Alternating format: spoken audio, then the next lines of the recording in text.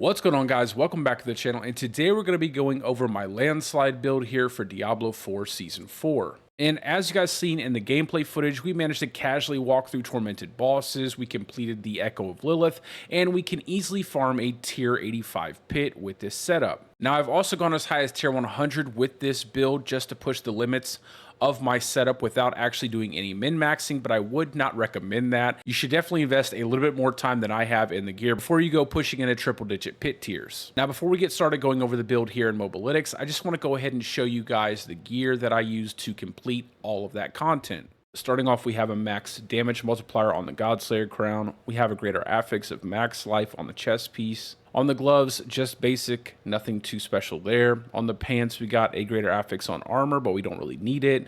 On the boots, again, a basic set of boots. On our accent totem, we have greater affix rolls on max life. The only good thing about our Earthbreaker ring is that we managed to get 2 temp rings into spirit cost reduction. Nothing too special about our second ring. And then our amulet, we have a greater affix roll on movement speed and resource cost reduction.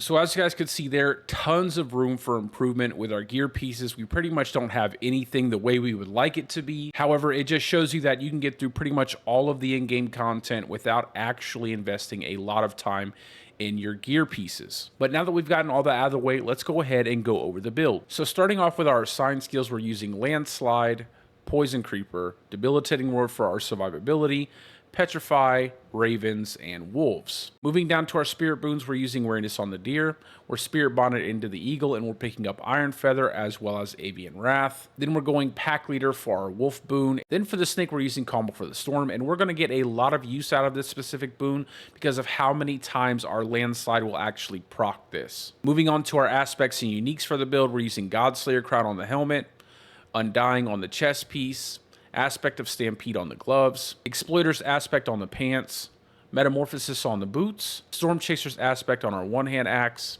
Shepherd's on our amulet, the Aspect of the Aftershock on our ring. We're also using the Earthbreaker ring unique, and then on our totem, we're running the Subterranean Aspect. Now swapping over to the Uber variation, as you can see here, we are running a Harlequin Crest, aka a Shaco, in the helmet slot. So if you have one of those, that is the best in slot helmet you can have for this setup. And then another Uber unique, if you'd like to try it out, even though I don't have it in this build, is the Ring of Starless Skies. And the way I would incorporate that in this build is I would go ahead and swap the Aspect of Stampede with the Aftershock aspect on our first ring, and then I would go ahead and slot in the Ring of Starless Skies in the ring slot. Moving on to our affixes, on our chest piece, we're picking up max life, armor, we're prioritizing spirit per second for our masterworking and our greater affix roll if we can get it. Then we're going max life and chance to immobilize enemies for our temperings. Then onto the gloves, we're going ranks to core skills and definitely prioritizing that for a greater affix as well as some masterworking to possibly give us some more ranks to core skills. Then we're grabbing up crit strike chance, max life, and then damage to close enemies, and again some chance to immobilize enemies on the utility tempering. Then on the pants, we're running max life, armor, and willpower, and then we're going to be picking up some more max life as well as chance to stun enemies on the utility tempering here. However, this can just be another chance to immobilize enemies. As long as you're getting stun or immobilized for utility tempering, you're going to be setting yourself up well. Moving on to the boots, we're using the attacks reduce evades cooldown here. Then we're getting movement speed and hopefully a greater affix roll there, but we don't have that. Max life as well as prioritizing spirit per second again. And then on the temperings, we're using movement speed and then again a chance to immobilize enemies. Then onto our weapon, we are going to be running a one-hand axe here for the damage to healthy enemies. Then we're picking up max life, willpower, and the lucky hit chance to restore our primary resource.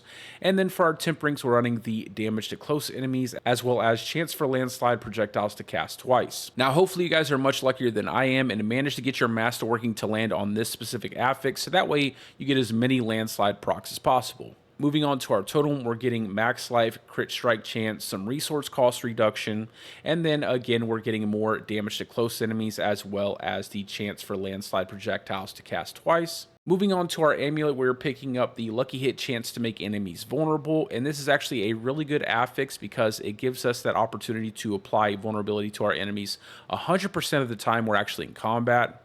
Then we're grabbing up some more critical strike chance as well as some resource cost reduction here. And this affix here can actually be swapped out for ranks 2 in Venom once you get a Harlequin crest and you get all of your resource cost reduction and resource generation squared away, so that way you're not having any resource issues with this build. Then onto the temp rings, running movement speed and then obviously picking up some more damage to close enemies. Onto our first ring, we're grabbing up max life, crit strike chance, attack speed, and then more damage to close enemies as well as the lucky hit chance to restore your primary resource. And then for our Earthbreaker ring, I personally have a pretty bad Earthbreaker ring. However, if you guys can manage to get greater affix rolls on your attack speed or your resource cost reduction and get some temp rings into those specific affixes, you're definitely going to see a big difference in terms of how your build actually functions overall. Moving down to our gems, we're picking up emeralds on the weapon, rubies on the armor, and then diamonds on the jewelry pieces. Now, if you're a madman, you can go ahead and swap out these rubies for nothing but sapphires just to boost up your willpower that much more, but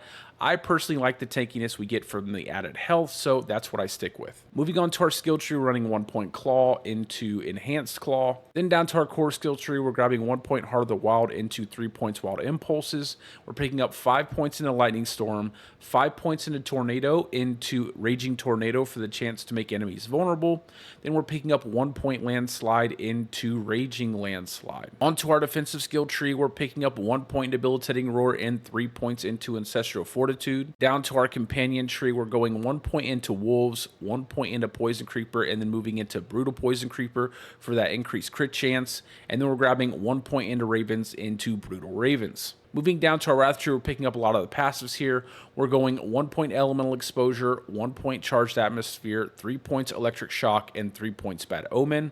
We're also picking up 3 points Crushing Earth and 3 points in Stone Guard, and picking up 1 point in Safeguard to build up our Fortify really fast. Then we're going 1 point Neurotoxin into 3 points in Venom. Down to our ultimate tree, we're going Petrify into Supreme Petrify, and then we're grabbing 3 points into Defiance. And then for our key passive, we're using Nature's Fury, because every single build this season needs to utilize some aspect of storm skills, and one of the big ones is the Thunderstruck legendary node. So Nature's Fury is what we got. Also, I did want to note that there are several changes to the skill board as well as the Paragon board for the uber unique version. Nothing really too significant, but go ahead and use that setup if you do have a Shaco. Now onto our Paragon board. For our starter board, we are running Outmatch, so we get that nice increase to our physical damage, which we do a lot of through our Tornado as well as our Landslide. Then onto our second board, that's going to be Constricting Tendrils, and we're using Earth and Sky here. And we're also going to be picking up a lot of HP as well as damage to crowd-controlled enemies here as well. Moving on to our third board, that is the MVP of the entire Druid class this season, and that is the Thunderstruck board. And we're going to be slotting in our Spirit Glyph here, and then obviously picking up more HP here, as well as HP here, and then picking up the Almighty Thunderstruck node here. Moving on to our fourth board, that is the Earth and Devastation board, and we're slotting in Territorial here. And again, we're going to be picking up some more damage to crowd control enemies so we can buff up our Earth and Devastation node. And with this setup, I've managed to almost cap out the Earth and Devastation node. I think I'm currently sitting with a 37% multiplier to our critical strike damage. So if you guys would like, you can move some points around to pick up a little bit more damage to crowd control enemies. Then onto our fifth and final board here, that is the Ancestral Guidance board. And as you guys can see, we are slotting in the Electrocution Glyph, and we're moving into the board from two different directions. So we're coming in from the Constricting Tendrils board to pick up our Glyph slot, and then from our Earth and Devastation board, we're moving down in order to pick up the Legendary node Ancestral Guidance. So anyways, guys, that's all for the video. I'm finally getting these builds done and getting them to you guys, and I'm really happy about it. I know I've had a slow start to the season, but I have 2 more builds almost finished for you guys, and then my next softcore build will be a pure companion build setup, not a wolves build, but a pure companion build, and we're going to be using the Poison Creeper as well as, unfortunately, Ravens, and that's probably just my own personal challenge to myself. And then after that, we will probably be building out a Stormclaw setup. But as always, guys, let me know what you guys think down in the comments section, and if you have any questions, feel free to ask them. I will be putting out more content with this build, and I will continue to min-max it as much as I can as I continue my journey through Season 4. And I will be posting out another video doing a deep dive into all of the issues I have with the Druid class as it currently stands, and that should be coming out this week as well. But as always, guys, I hope you're having a great day or a great night, depending on wherever you're from, and peace out, guys. I will see you in the next one.